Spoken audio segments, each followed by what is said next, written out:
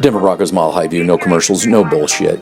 I just want to put a little film study tape together about how the Kansas City Chiefs will most likely attack the Denver Broncos offensively. And I put together some video clips based off of the New England game where Bill Belichick had attacked mostly the linebacking core. And if you've followed this channel, you've known that I've said that if you were going to attack the Broncos, that's absolutely number one place to attack them is their linebacking core. Okay, first of all, something that we've all become accustomed to is Alexander Johnson missed tackling. This is a game that you can't have missed tackles because looking at both the Chiefs and, watching the Chiefs, Chargers, Chiefs, Raiders games, some missed tackles really led to points. It was kind of a problem for both teams. You miss tackle against the Kansas City Chiefs, you will start paying dearly for it. Okay, in this film, I want to show you Cam Newton because this is what you will not see with Mahomes, because Mahomes, this is a play that the Kansas City Chiefs actually use. You'll see the delay by the tight end. He actually blocks as he's supposed to. A little note to Broncos where these tight ends don't block, they just start running routes. As a delay, he comes out and Newton, I don't know what he's waiting for. He ends up getting sacked, but the guy's wide open. And if you notice that the defender, I think it's a corner, as soon as Cam looks downfield, he takes off and leaves that zone wide open.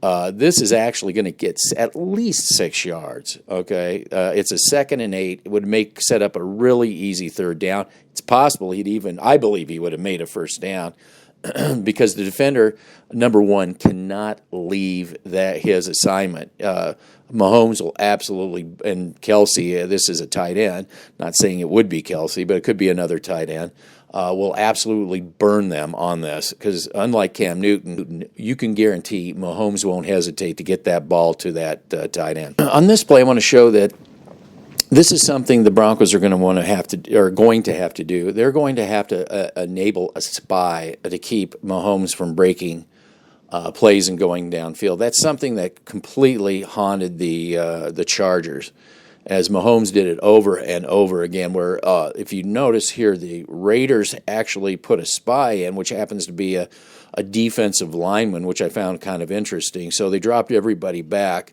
into coverage, and apparently they are covering everybody, so Mahomes has to take off. But in this case, he ends up getting sacked anyway. But, I mean, if you look at the play design, they obviously set it up so that if Mahomes was to go, there's that the defensive lineman he's spying right now, making sure Patrick Mahomes doesn't take off and run, a mistake that San Diego made. And there were plenty of plays where Mahomes was, running for first downs. I just want to mention, too, if you are not in tight coverage on Kansas City receivers, as you see here, Cam Newton able to connect on a Ojemudia defended player, Kansas City is going to chew you up all day long.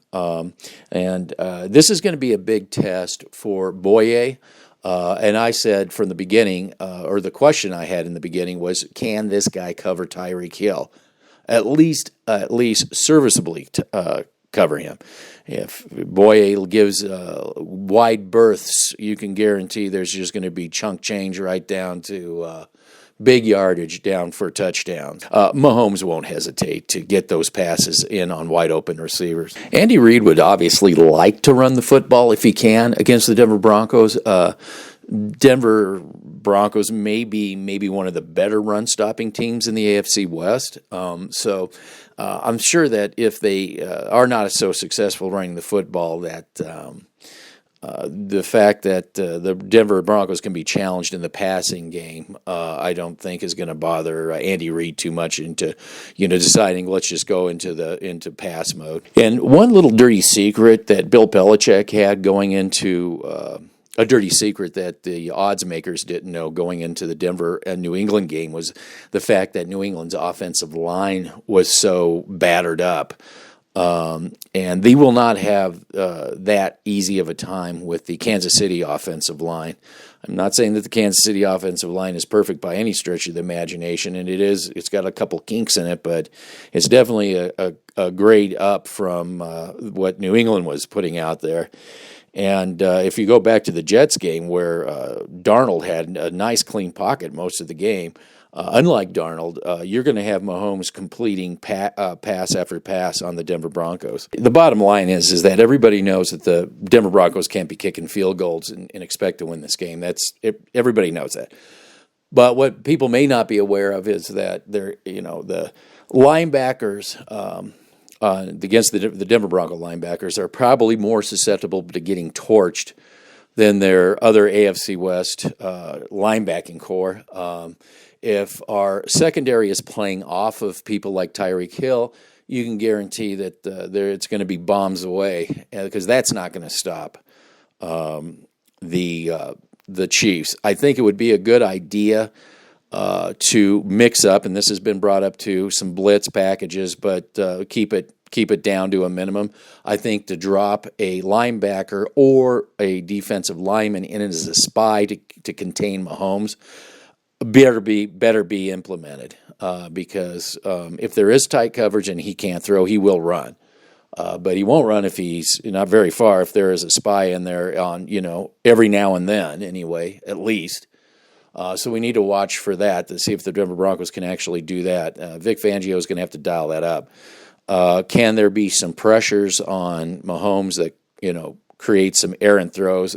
Yes, you could do that. But if there's no tight coverage and the linebackers are just getting torched by the Kansas City tight ends, expect a high-scoring game by the Kansas City Chiefs, and it'll have to be matched in an offensive performance by the Denver Broncos.